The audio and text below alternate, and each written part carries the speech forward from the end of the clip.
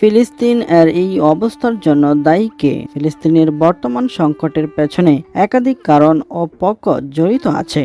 এটি শতাব্দীর প্রাচীন ভূ-রাজনৈতিক দ্বন্দ্বের ফলাফল, যেখানে উপনিবেশবাদ, সাম্রাজ্যবাদ এবং আধুনিক রাজনীতির ভূমিকা রয়েছে। প্রধান দায়ীদের মধ্যে রয়েছে, এক নম্বরে রয়েছে ব্রিটেন ও বেলফুর ঘোষণা। 1917 সালে ব্রিটিশ সরকার বেলফুর ঘোষণা দিয়ে ফিলিস্তিনে ইহুদি রাষ্ট্র প্রতিষ্ঠার প্রতিশ্রুতি দেয়, যা আরবদের স্বার্থ উপেক্ষা করে। 1948 সালে ব্রিটেন চলে গেলে ইসরায়েল রাষ্ট্র প্রতিষ্ঠিত হয় এবং ফিলিস্তিনি জনগণ বাস্তুচ্যুত হয়। নাকবা বিপর্যয়। 2. ইসরায়েল ও তার সম্প্রসারণবাদী নীতি। 1948 সালের যুদ্ধে লাখো ফিলিস্তিনি উদাস্তুত হয়। ইসরায়েল ও তার সম্প্রসারণবাদী নীতি। 1948 সালের যুদ্ধে লাখো ফিলিস্তিনি উদাস্তুত হয়।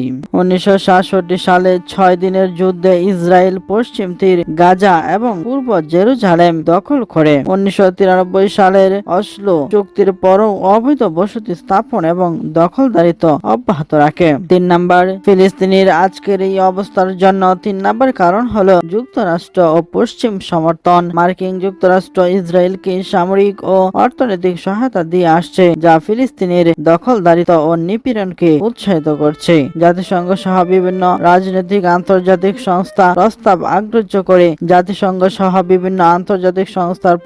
অগ্রাহ্য করে ইসরায়েলের প্রতি পশ্চিমাদের একপাক্ষিক সমর্থন রয়েছে। ফিলিস্তিনের আজকের এই অবস্থার জন্য 4 নম্বর কারণ আরব রাষ্ট্রগুলোর ভূমিকা ও নিষ্ক্রিয়তা। আরব লীগ ও মুসলিম বিশ্ব একসময় ফিলিস্তিনের পক্ষে থাকলেও অনেক দেশ ইসরায়েলের সঙ্গে কূটনৈতিক সম্পর্ক স্থাপন করেছে, যেমন সংযুক্ত আরব আমিরাত, সৌদি আরব আলোচনা করছে। অনেক আরব দেশ নিজেদের স্বার্থকে অগ্রাধিকার দিয়ে ফিলিস্তিনি ইস্যুতে নিষ্ক্রিয় থেকেছে। 5 নম্বর কারণ ফিলিস্তিনি নেতৃত্বের দুর্বলতা ও বিভক্তি। ফাতাহ ও হামাসের মধ্যে দীর্ঘদিনের দ্বন্দ্ব ফিলিস্তিনির ঐক্য নষ্ট করেছে। পশ্চিম তীর নিয়ন্ত্রণ করে ফাতাহ, গাজা নিয়ন্ত্রণ করে হামাস। এই বিভক্তির ফলে ইসরায়েলের বিরুদ্ধে সম্মিলিত প্রতিরোধ দুর্বল হয়েছে। ফিলিস্তিনের আজকের এই অবস্থার জন্য 6 নম্বর যে কারণটি, সেটি হলো জাতিসংঘ ও আন্তর্জাতিক সম্প্রদায়ের ব্যর্থতা। জাতিসংঘ বহু প্রস্তাব গ্রহণ করলেও বাস্তবে তা কার্যকর করা হয়নি। আন্তর্জাতিক সম্প্রদায় কার্যকর চাপ প্রয়োগ না করায় ইসরায়েল দখলদার নীতি চালিয়ে যেতে পেরেছে।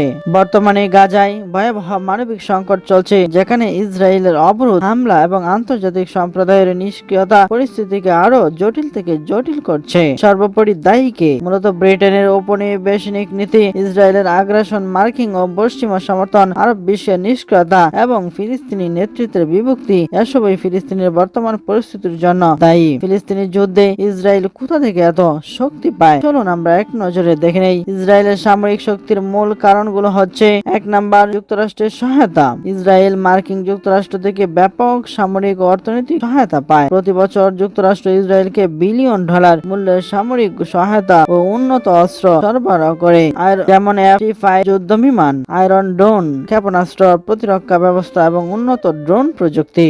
2 নম্বর, উন্নত সামরিক প্রযুক্তি। ইসরায়েল নিজেই উচ্চ প্রযুক্তির অস্ত্র উৎপাদন করে। তাদের সামরিক শিল্প যেমন খুবই উন্নত। আয়রন ড্রোন, রকেট প্রতিরক্ষা ব্যবস্থা, মার্কাভা ট্যাঙ্ক, উন্নত যুদ্ধ ট্যাঙ্ক। ড্রোন প্রযুক্তি। বিশ্বের অন্যতম সেরা ড্রোন তৈরি করে ইসরায়েল। 3 নম্বর কারণ গুপ্তচর সংস্থা মোসাদ ও সাইবার যুদ্ধ। ইসরায়েলের গোয়েন্দা সংস্থা মোসাদ এবং সাইবার ডিফেন্স ইউনিট A200 বিশ্বের অন্যতম শক্তিশালী। তারা তথ্য সংগ্রহ ও সাইবার আক্রমণের মাধ্যমে শত্রুদের দুর্বল করে। পরমাণু শক্তি। ইসরায়েলের কাছে অনুমান করা হয় 80 থেকে 90টি পরমাণু অস্ত্র আছে, যা তাদের আরো শক্তিশালী করে তোলে। অঞ্চলগত কৌশল ও প্রযুক্তিগত বাহিনী। ইসরায়েলের সেনাবাহিনী IDF, ইসরায়েল ডিফেন্স ফোর্স, বিশ্বের অন্যতম প্রশিক্ষিত এবং অভিজ্ঞ বাহিনী। তারা অত্যাধুনিক যুদ্ধ কৌশল ব্যবহার করে। রাজনৈতিক ও কূটনৈতিক শক্তি।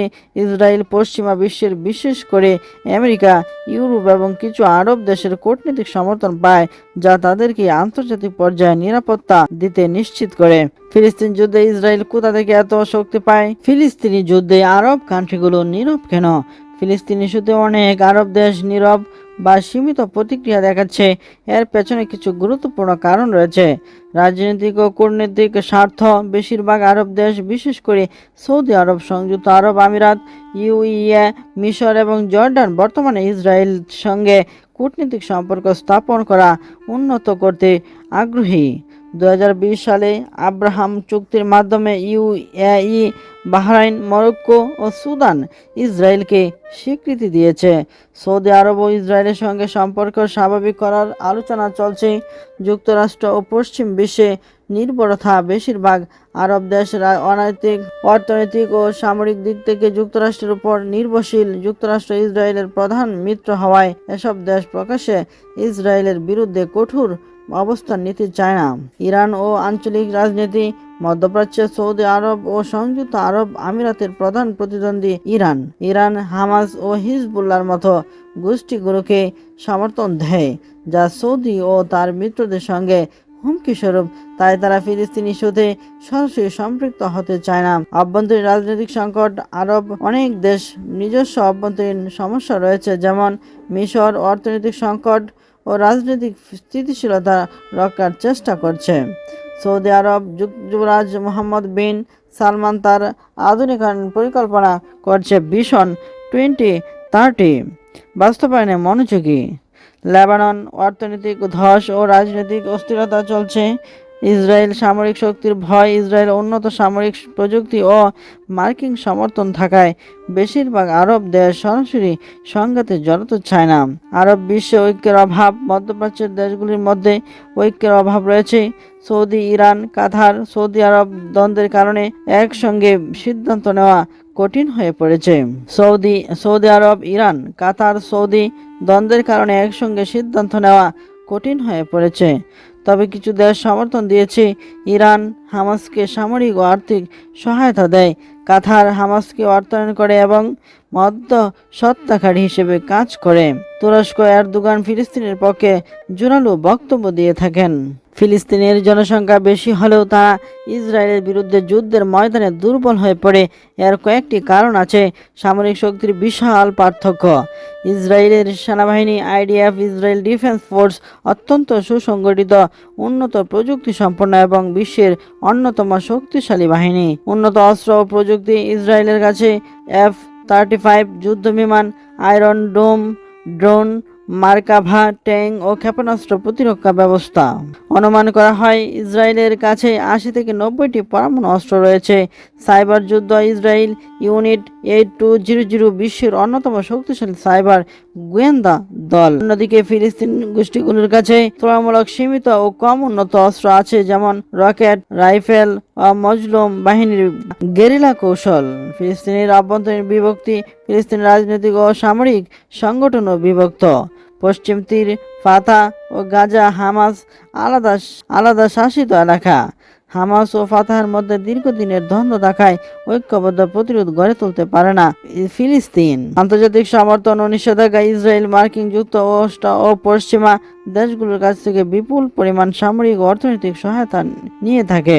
ফিলিস্তিনের ওপর অবরোধ ও নিষেধাজ্ঞা থাকায় তারা উন্নত অস্ত্র সংগ্রহ করতে পারে না। অর্থনৈতিক দুর্বলতা। ফিলিস্তিনের অর্থনীতি দুর্বল। গাজার উপর ইসরায়েলের অবরোধ থাকায় অস্ত্র ও খাদ্য সরবরাহ কঠিন হয়ে পড়ে। ইসরায়েল জিডিপির প্রায় $500 বিলিয়ন আর ফিলিস্তিনের মাত্র $15 থেকে $20 বিলিয়ন। কৌশলগত ও গোয়েন্দা সুবিধা। ইসরায়েলের কাছে উন্নত গোয়েন্দা সংস্থা মোসাদ ও শিন ভেদ আছে, যা শত্রুর পরিকল্পনা আগে থেকেই ধরে ফেলে। ইসরায়েলের আকাশ প্রতিরক্ষা ব্যবস্থা এত শক্তিশালী যে ফিলিস্তিনি রকেট হামলা সহজেই ব্যর্থ হয়ে যায়। এ কারণে জনসংখ্যা বেশি হলেও ফিলিস্তিন ইসরায়েলের সঙ্গে সরাসরি যুদ্ধে টিকে থাকতে পারে না, তবে গেরিলা যুদ্ধ আন্দোলনের মাধ্যমে কিছুটা প্রতিরোধ গড়ে তুলতে পারে।